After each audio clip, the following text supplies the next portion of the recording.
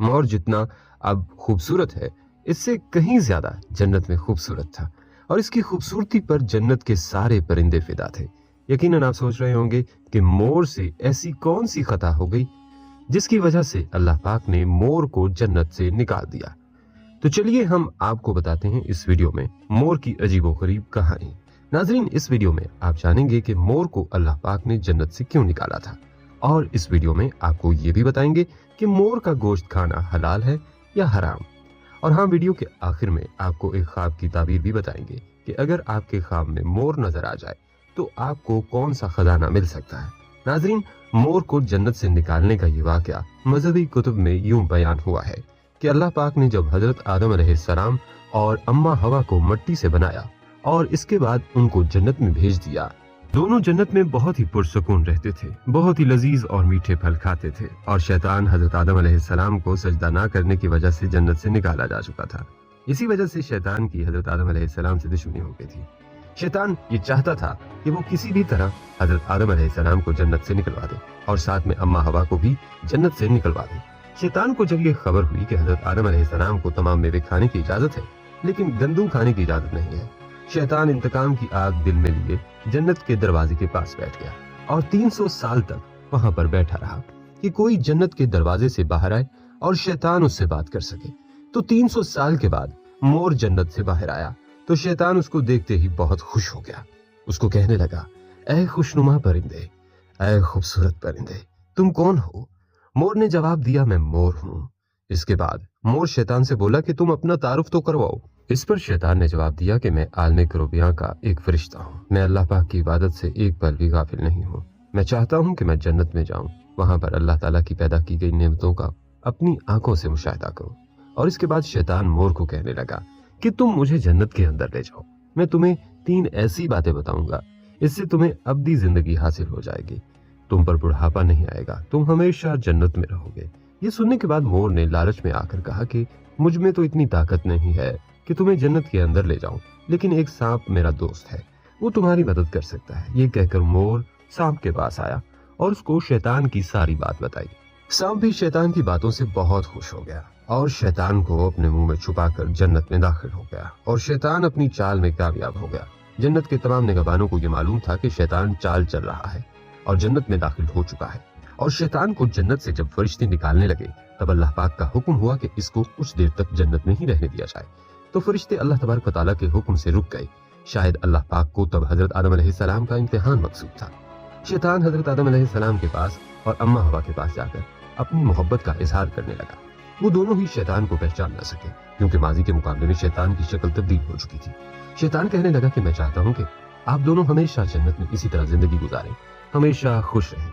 ये सुनने के बाद हजरत आदम अलैहिस्सलाम शैतान की बात को बहुत गौर से सुनने लगे। शैतान ने कहा, अगर आप मेरी बात मान जाएं तो आपको जन्नत की और भी तमाम सहूलतें मिलेंगी। हजरत आदम अलैहिस्सलाम शैतान के बहकावे में आकर कहने लगे कि ये किस तरह मुमकिन है कि जन्नत की और भी तमाम सहूलतें हमें मिलें। शैतान कहने लगा कि गंदम का दाना अगर आप दोनों हजरत आदम अलैहिस्सलाम और हजरत अम्मा हवा चख लें तो आपको अब्दी जिंदगी हासिल हो जाएगी और आप जन्नत में रहेंगे। ये बात सुनकर हजरत आदम अलैहिस्सलाम के दिल में रुझान पैदा हुआ, लेकिन उनके दिल में अल्लाह पाक की नाफरमानी का डर भी फौरी पैदा हो गया, जबकि अम्मा हवा शैतान की बातों में आ गईं। फिर इस तरह हजरत आदम अलैहिस्सलाम और हजरत अम्मा हवा ने इस गंदम के दाने को चख लिया। ये किस्सा तो बहुत तवील है, लेकिन मुख्तसर सी बात करता हूँ।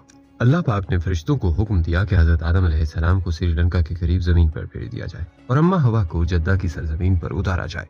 पहली दफा तो शैतान को जन्नत से हजरत आदम अलैहिस्सलाम को सजदा न करने की वजह से निकाला गया था, लेकिन अब एक बार फिर निकाल दिया गया। नाजरीन, मोर को ये सजा मिली कि वो जिन खूबसूरत पाँव से चलकर शैतान को अंदर लेकर आया था वही खूबसूरत पाँव अल्लाह पाक ने मोर से ले लिए।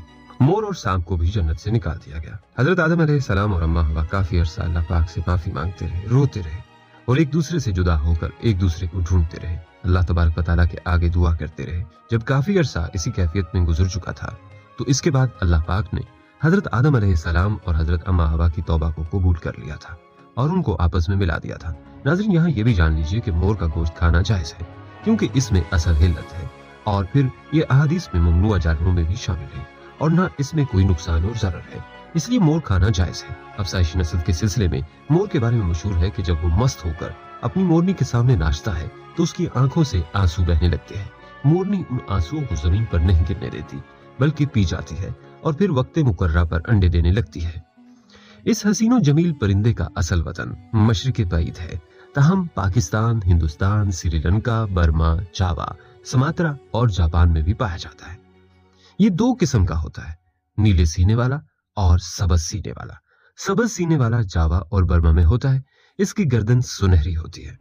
जापान में सफेद मोर भी मिलते हैं जो अपनी सादगी के बावजूद बड़े प्यारे लगते हैं।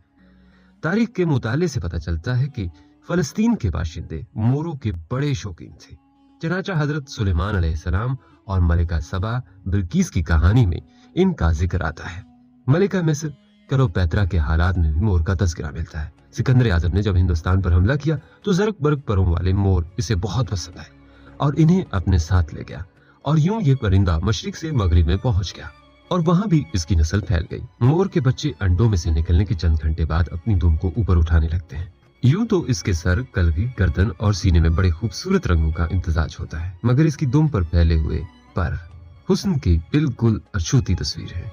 दुम के लंबे लंबे परों की नशोनुमा में तकरीबन 2 साल का अरसा लगता है। गर्मियों के इख्तिताम पर दुम के पर झड़ने लगते हैं और सर्दियां शुरू होते ही दोबारा निकल आते हैं।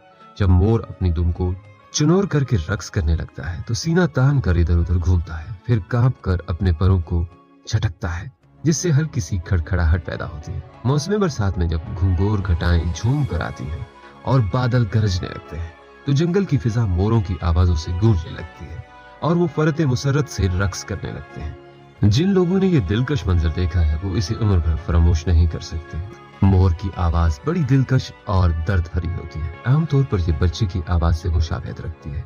जब ये मस्त होकर बोलते हैं तो पी आओ की आवाजें निकालते हैं और खतरे के वक्त का आवा करके चिंघाड़ते हैं। माहिरीन का कहना है कि जंगल के वासियों में मोर बहुत होशियार और चालाक परिंदा है। एक माहिर लिखता है, मोर सांप की तरह तेज है, बिल्ले की मानित घात लगाता है और दुश्मनों से चौकन्ना रहता है। अफजाइशी नस्ल के सिलसिले में मोर के बारे में मशहूर है कि जब वो मस्त होकर अपनी मोरनी के सामने नाचता है तो उसकी आंखों से आंसू बहने लगते हैं। मोरनी इन आंसुओं को जमीन पर गिरने नहीं देती बल्कि पी जाती है और फिर वक्ते मुकर्रा पर अंडे देने लगती है। लेकिन माहिरीन फितरत इस नजरिए से मुत्तफिक नहीं है। वो कहते हैं कि अफजाइशी नस्ल का सिलसिला मोरों में भी दूसरे परिंदों की तरह होता है। आमतौर पर एक मोर के हरम में कम से कम 3 और ज्यादा से ज्यादा 6 मोरनियां होती हैं। मोरनियां दाना दुनका चुगती रहती हैं और मोर अपने परों के हुस्न का मुजाहरा करते रहते हैं। वो कभी कभी अपने आका की तरफ आंख उठाकर देख लेती है। आम रिवायत है कि मोर और सांप रोजे अव्वल से एक दूसरे के जानी दुश्मन है। इसके मुतालिक बाज मजहबी कुतुब और उनकी तफासीर में भी इशारे हैं। मोर किसी सांप को देखते ही बड़ी चालाकी से उसके करीब जाता है और उसके गिर्द चक्कर काटकर उसे डसने की तरकीब देता है। पहले पहल वो इसे मारने की कोशिश नहीं करता, इसे सिर्फ सताने और तंग करने में लुत्फ लेता है। कभी कभी सांप को चोंच भी मारता है जिससे वो जख्मी होकर बेबस हो जाता है। अब मोर उसे चोंच में पकड़ लेता है और सारे का सारा निकल जाता है। मोर गो जंगल का पखेरू है, लेकिन इसे पकड़ लिया जाए तो वो कैद को बारजा और रग़बत बर्दाश्त कर लेता है।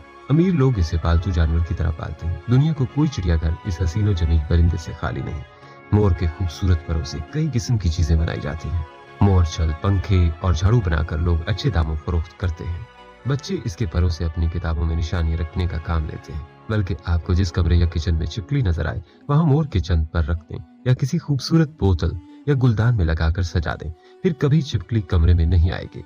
और नाजरीन, यहाँ ये भी जान लीजिए कि हजरत इब्न सिरीन रहमतुल्लाह अलैह ने फरमाया कि ख्वाब में मोर देखना बादशाहत और दौलतमंदी की तरफ इशारा है। अगर कोई शख्स ख्वाब में देखे कि उसके पास नर मोर है तो दलील है कि बादशाह से मर्तबा और माल हासिल करेगा, और अगर मोरनी देखे और जाने कि उसकी मलकियत है तो दलील है कि औरत से माल और औलाद पाएगा।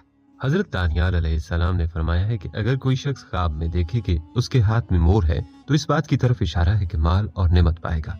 अगर देखे कि उसने मोर का बच्चा पकड़ा है तो उसकी ताबीर ये है कि उसके यहाँ लड़की पैदा होगी, और अगर देखे कि मोर उसके हाथ से उड़ा है तो दलील है कि बादशाह से जुदा होगा।